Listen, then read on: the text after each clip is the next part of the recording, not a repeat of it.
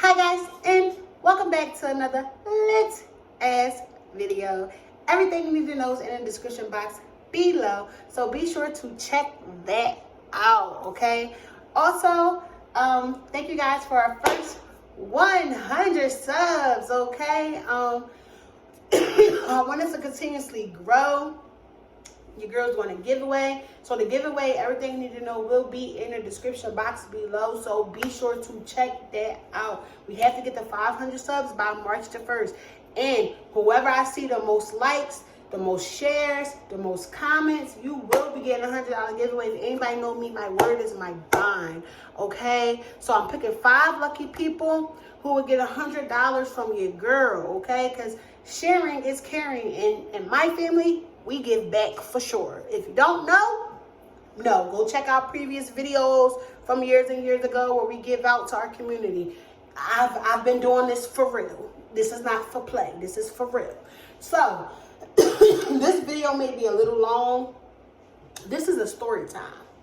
Story time for that ass. Now, y'all know over here on the Speaks games, it's raw, it's real, it's uncut. So you'll see how I had to change my position a little bit because it's about to get a little real. This story time is going to be how I got to Georgia. Okay? Now, there is a video from when I did the big move to Georgia, the whole travel vlog. It took me over 24 hours. About 28 hours just to get here. The devil was definitely trying to stop me. The girl done drove to North Carolina, Greenland, somehow got back to Virginia, had to drive from Virginia back up to past North Carolina, Greenland. It was some crazy ass shit. So if you want to see that, go check out that travel vlog from Philly to Columbus when I moved, okay? But this story time is going to be what got me to that point to be like, bye Philly, gotta go, okay? So let's jump straight into this video. Names will be revealed, and in any story times I do, even if it's a little messy, if you don't like it, then you shouldn't have played a part of my goddamn life because you're a part of my story. So you will be getting exposed. Yeah. If you don't like it, sue me, bitch. Hi. Anyway, that goes for anybody, family, friend, foe. I don't give a damn. If you was in my life, you're going to be in my story. Sue me, bitch. Please. Anyway, let's jump straight into this video. I love me. I'm just so dramatic, guys. But anyway, because we already 2 minutes and 52 seconds in. So, now, how did I get to Georgia? So, if you don't know, December 18, 2021, I lost my mom. Okay? Around that time, right before that happened, I was already planning on moving to Atlanta. That was the original goal, for me to move to Atlanta, Georgia. I done saved up $5,000. The girl was, like in my last video, I told you I work. So I had money in the bank and a busy yank, okay? If anybody know me, I'm cheap. I shop at the thrift store. I'm not that girl that don't care about the Birkins and the jewelry, you know. I've never been that chick, okay? So I'll save. I know how to sit on some money and still look like I'm broke as shit, but I got some damn money somewhere in the tuck, okay? So at that time, this was, like I said, I lost my mom. I was modeling at that time, performing, creating music, you know, and stuff like that. Around the same time I lost my mom, guys, I wound up moving. I got accepted into this apartment on Allegheny. And guys, when y'all move, please do your research, because I was just so happy to be up out of my grandma's house. I didn't really take time to do my research, and at that time I just got out of a 4-bedroom house that me and my mom and all of us lived together inside of a 4-bedroom house. And it was and it was nice. It was a nice ass house. We had 2 bathrooms, 4 bedrooms, shower downstairs, jacuzzi upstairs. It was very, very nice. So I think we moved out of there. That lease was up probably in March. I didn't move into my apartment until December of that year, and that's after my mom died, so probably the beginning of January. At this time, I was talking to this guy named Jamal, right? So we was going strong or whatever. He even attended my mom's funeral and stuff like that. He was very supportive. I can give him that. At that time, he was very, very supportive. But, you know, niggas like to play games and all that shit like that. And I'm not going to keep talking to a grown-ass man about the same shit over and over again. If you know me, I'm very independent. I just feel like he kept trying to put us in a position where we needed to, because at this time, he lived with me, right? And that's going to be a different story time. Let's just keep moving on, because that story time is going to be fucking funny. But anyway, back to the original story, how did I get to Georgia? So I was living in my apartment, and time, it was hard, y'all. So time went on. I was working, at this time I worked with adults who had intellectual and developmental disabilities, and I worked for this company. I forgot the name of the company. Oh, it was Comar, something like that. They wanted to fire me, and that's crazy how I got fired from there, because everywhere I go, people just don't like my energy for some reason. Like, I'm real sweet and bubbly and stuff like that, but when it starts to feel like I'm outshining people, people don't like that. People do not like that. And I don't do that purposely. I just be who the fuck I am. You know what I'm saying? And I'm good at what I do. And I'm a very humble person. But, you know, good energy tends to rub demonic and evil spirits the wrong way. So, one of the people who worked there did not set me up pretty much. I was set up. My teeth was hurting real bad, and I wanted to go across the street to the gas station and go get some pills or whatever for some Tylenol for my teeth. As I go across the street, I asked one of the dudes to sit with one of my clients. This dude, as soon as I left, went to go tell somebody that I left. Mind you, this is the first time I ever did something like that, but they do that and cover each other all the time. But I guess that was the door that opened for them to get me the fuck up out of there. So that was the door that got me the fuck up out of there. After that, they wound up firing me. They never told me why I was fired or nothing like that, because it was an at-will company, and I worked not for that company. I was an independent contractor, so even if I left that job, I can go to another job, okay? So then, after I got fired from there or whatever, I wound up working for my brother. My brother had his own cleaning company or whatever, so I tried to work for my brother for a little bit.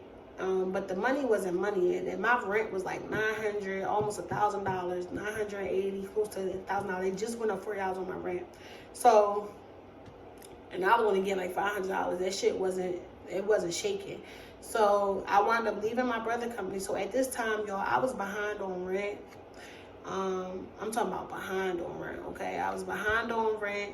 The place where I lived at, and this goes back to what I said, make sure y'all do your research, because the place where I lived at, y'all, they had crackheads. I remember one day I came out my damn door, and it was two fucking neighborhood crackheads sleeping right outside my door. Then I had this neighbor who kept fucking stalking me, bro.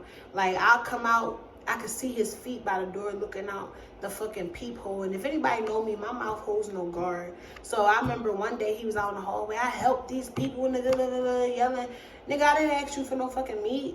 You want your meat back?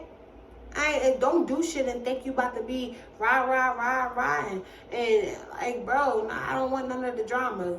Give you your fucking meat back. I never even used the shit. Like, the fuck, and I was never going to use it. You know what I'm saying? But that's what I learned. I need to learn how to say no. No. You know, no, it's okay. But the nigga was just weird, guys. He was fucking weird. Every time I opened the door, he opened the door. And I don't know if he thought because he was on house arrest, I was supposed to have been scared. I don't give a fuck. I don't give a fuck. I don't care who you killed. I ain't say that, YouTube. Slilled. I don't care, you know? I don't give a mind about none of what you did and what you got going on. It ain't gonna stop me from being who I was.